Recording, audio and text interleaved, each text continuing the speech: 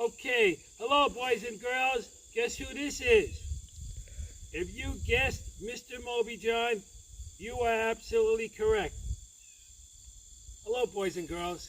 I'm Mr. Moby John, and here we are in the Catskills, and I'm going to introduce you to the flowers of the Catskills. We're going to talk about two types of plants, those that are naturalized and those that are indigenous. Naturalized means that they've escaped and they're now growing all over the place. In other words, they came from another country, but they can readily acclimate themselves to the Catskills and grow.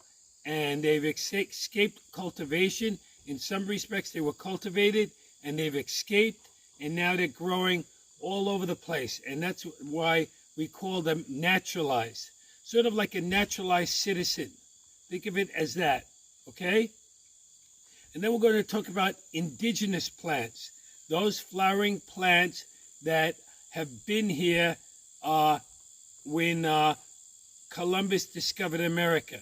In other words, they've been here for the last 1,000 years, okay? So, our first naturalized plant we're going to look at is right here. You can look at this one.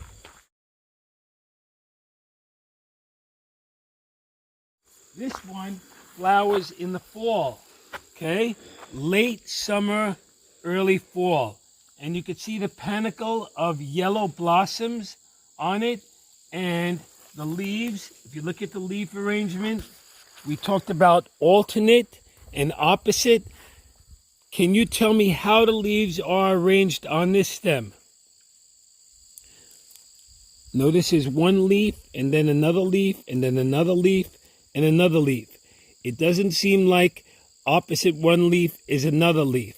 So it's not opposite. It's alternate. The leaves are arranged alternately on this plant, and this is a indigenous wildflower. It is called the goldenrod. And goldenrods grow about almost 3 to 4, almost 5 feet tall. The goldenrod grows up to 5 feet tall. And this very pretty plant flowers in late summer, early fall, okay? Again, it's called the goldenrod. The scientific name we'll find out later in our film. And goldenrods are, as I said, they are indigenous to the area, okay? So we're going to move on to our next type of plant.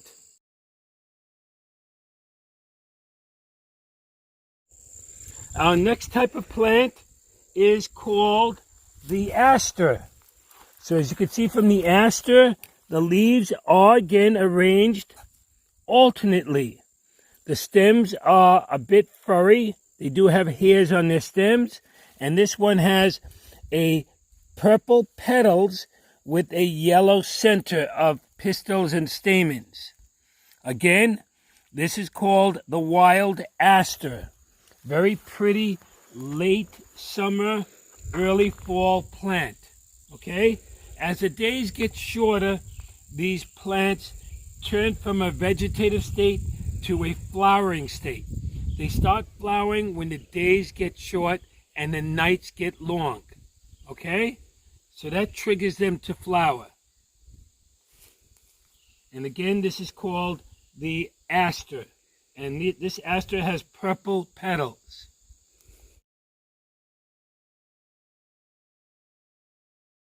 Our next plant is a member of the Ageratum family. And if you look closely, the blossoms are white. It is a indigenous plant, indigenous wildflower. The leaves, if you look at the leaf arrangement, you can see that opposite one leaf, there's another leaf. So their leaves are arranged oppositely on smooth, hairless stems. If you look closely, the stems are hairless. And this is called the white snakeroot. White snakeroot. Very common plant in the forest of the Catskills. And we're going to see why it's called white snake root. So we have to pull up the plant to find out why it's called white snake root. Well, as you can see, the roots appear white. Okay, they do appear white. I'm going to rinse it in water, and we'll see if it lives up to its reputation of being white. Yes, it does look like white snake root. It has white roots, and they look like snakes. I guess that's why they call it a white snake root. Now, about the white snake root. This is poisonous. It is one of our poisonous wildflowers. It is said that Abraham Lincoln's mother died from drinking milk that was contaminated with white snake root. In other words, the cows foraged on the leaves of the white snake root. It was absorbed in their milk. Abraham Lincoln's mother drank the milk from the cow that was grazing on white snake root, and she died from it. Again, very poisonous plant. You don't want this growing in a field. If you're a farmer and you have cows on your land, you don't want the cows grazing on this because it will cause milk sickness in humans, and you can die from it. Very simple leaves. Leaves are kind of arrow-shaped. Notice the leaf, it's arrow-shaped. Smooth stems with white panicle flowers. Grows in the understory of a forest. White snake root, very poisonous, very toxic. The cows graze on it. They don't seem to suffer ill effects, or they may suffer from lethargy, but if you drink the milk from it, you can die from it.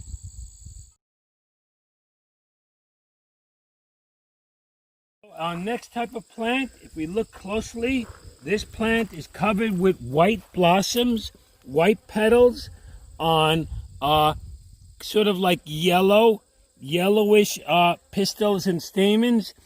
Again, if you said it was the wild aster, you are right. This happens, the petals on this wild aster happen to be white. So again, it is a member of the aster family, and this aster has white blossoms in the late summer, early fall. Again, they are long night, short day plants. When the nights get longer and the days get shorter, they are triggered to flower.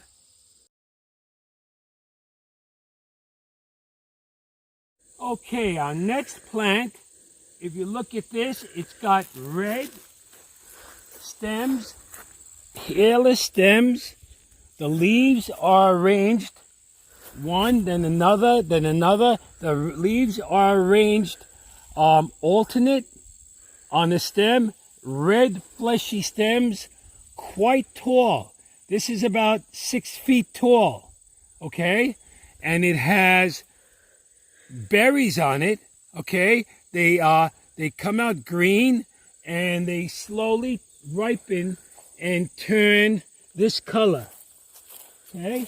So they are green here, but they start turning a ruby black color, very deep ruby red color.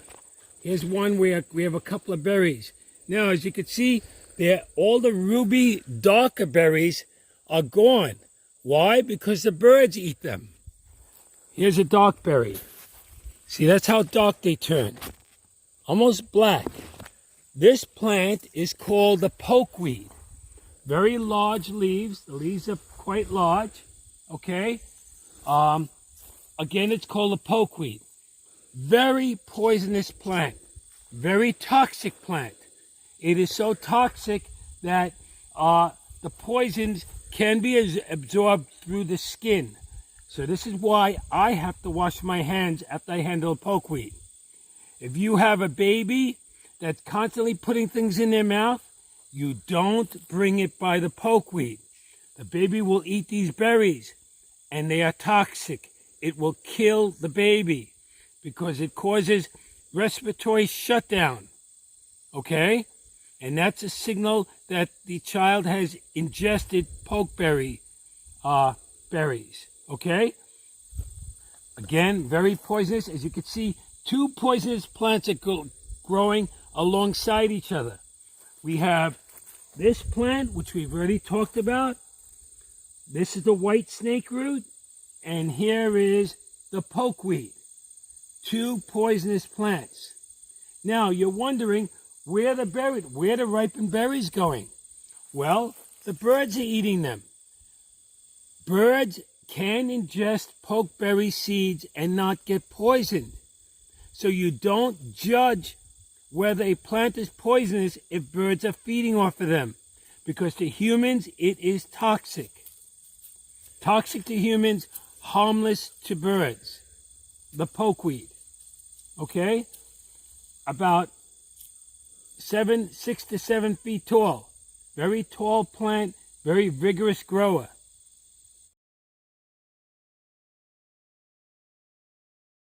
Okay, our last plant for today is the jewelweed. So I'm going to show you what a jewelweed is. Jewelweed. Okay, this one's got orange flowers, and it's got explosive seed capsules. Now I'll show you what an explosive seed capsule is. In other words, you touch the seed and it will break open. So, here's one seed capsule. If you look closely at this seed capsule, if you touch it, there, it kind of pops open.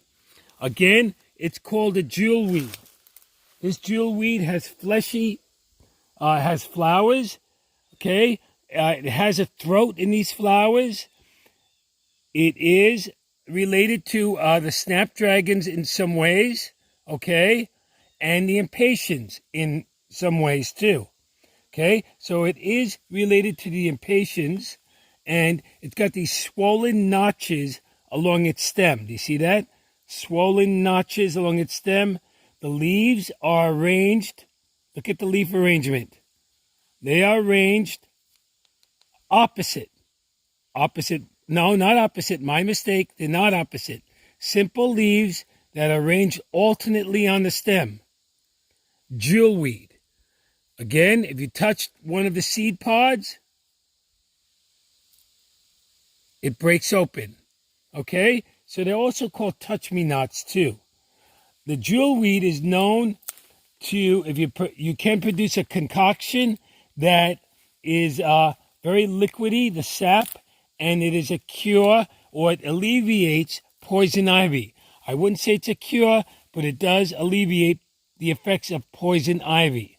So here we have jewelweed with an orange flower, and lastly I'm going to show you another type of jewelweed with yellow flowers. So now look at the one with yellow flowers, and here we have another jewelweed. This jewelweed gets quite tall, but this jewelweed has yellow petals, okay? This is a larger type of jewelweed, yellow petals. You notice the throat on this jewelweed goes deep. Hummingbirds usually pollinate it with their long beaks. And there's that seed pod, that explosive seed pod that I told you about. So we touch the seed pod, and it pops open and releases the seeds. Okay? So we have quite a few jewelweeds on this property. There's one that exploded again. Okay? Here it is. Watch them explode. I'm going to shake this plant. See? They are popping. Watch this one. They are popping. Watch this. As I touch this one, it pops open. And that's how the seeds are dispersed. The jewelweed seeds. They do pop open under a little bit of pressure. They will pop open and the seeds get dispersed in that fashion. Again, jewelweed their liquid is used as alleviates poison ivy. Okay? And that's it for today, boys and girls. We'll look at more wildflowers tomorrow. In the meantime, I want to show you a picture of the mountain we live by. It is not Mombacus Mountain. I made a mistake. It is called Cherrytown Mountain. And the elevation that we're on is 1,000 feet. 1,055. 1,000 what? 55. 1,055 feet above sea level. So right now, we are at 1,055 feet above sea level. And I'm going to show you a picture of Cherrytown Mountain, the mountain that borders my house. This is Cherrytown Mountain, boys and girls. I made a mistake. This is not Mombacus Mountain, but Cherrytown Mountain. As you can see, it is late summer. Tomorrow's the beginning of fall. And you notice that the forest doesn't look entirely green. You see touches of changes in the foliage of the leaves because we've had our first frost already in the last 3 days. Each day we've had a frost, and that is going to trigger a change in the leaf color. So we're going to have a spectacular fall, hopefully, where the leaves the chlorophyll of the leaves are going to be traveling to the roots, and that will unmask all of the other chlorophylls in the leaves of the trees, and they will start to change color. So this is the day before fall, and we've had our third frost already.